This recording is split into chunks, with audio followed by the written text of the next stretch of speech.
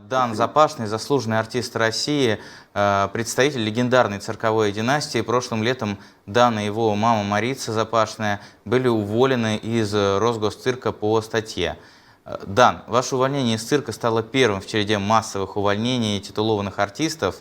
Расскажите, что стало причиной увольнения? Знаю, что вы обращались в суд.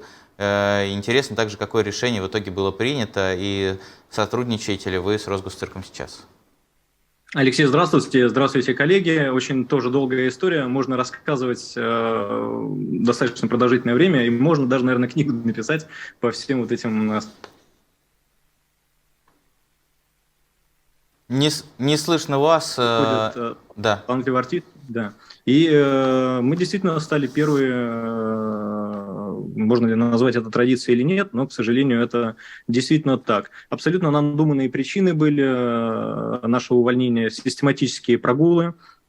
Такая была запись в трудовой книге у меня и у моей мамы. Надо сказать, что я только официально в компании «Росгосцирк» проработал более 23 лет. Ни разу у меня не было никаких дисциплинарных взысканий, и коллеги знают прекрасно, как я работаю. И надо сказать, что вообще, в принципе, люди, которые занимаются дрессурой, они не укладываются в нормативный день рабочий. То есть, когда животные болеют или когда проводятся репетиции, переезды, какие-то, скажем, мероприятия, когда планируются гастроли, то есть репетиционные вот эти моменты, всегда артисты, ну, скажем, перерабатывают, не ведется индексация и так далее.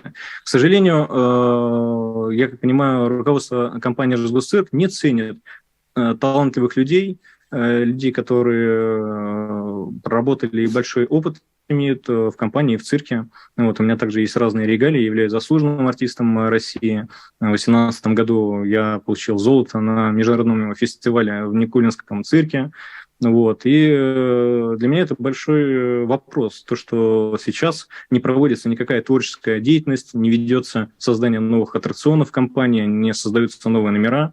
Вот, не соблюдаются, в принципе, те задачи, которые поставлены компанией в ее уставе.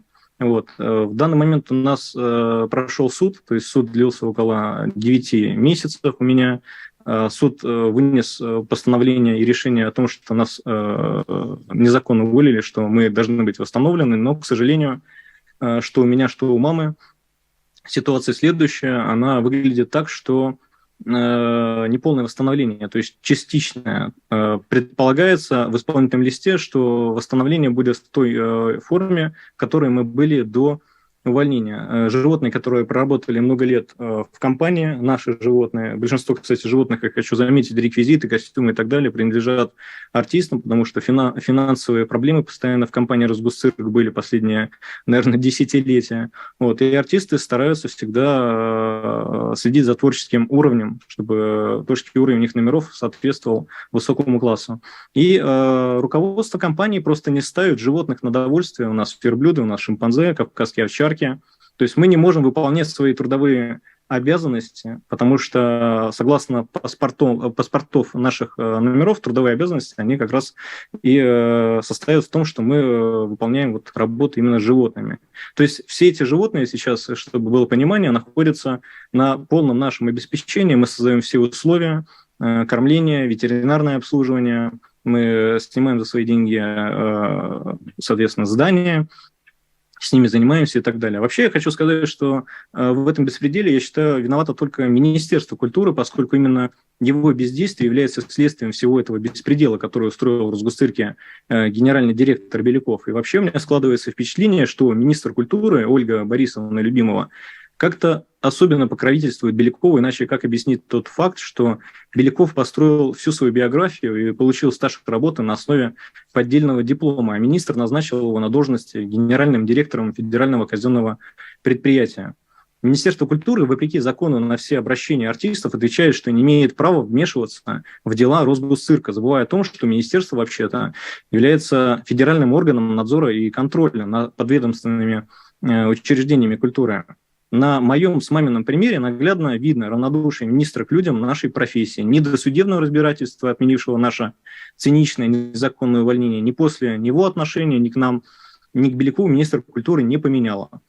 Что ж, Нас также продолжают бесконтрольно гнобить, не давая работать, а вот Белякова сходит все с рук. И вот в связи с этим я вот обращаюсь сейчас к вам, Ольга Борисовна, и хочу напомнить, когда вы заключали с Беляковым контракт на 5 лет, вы не давали ему карт-бланш творить с Росгосцирком все, что заблагорассудится, оказали доверие, и что он будет выполнять свои программные обещания. Вот 2 года прошли, еще 3 года издевательств. Я думаю, что российский цирк просто не выдержит. Я надеюсь, что вы, освежив в своей памяти программы Белякова, уволите его по недоверию как мошенника и разрушителя, причинившего отечественному цирковому искусству невосполнимый ущерб.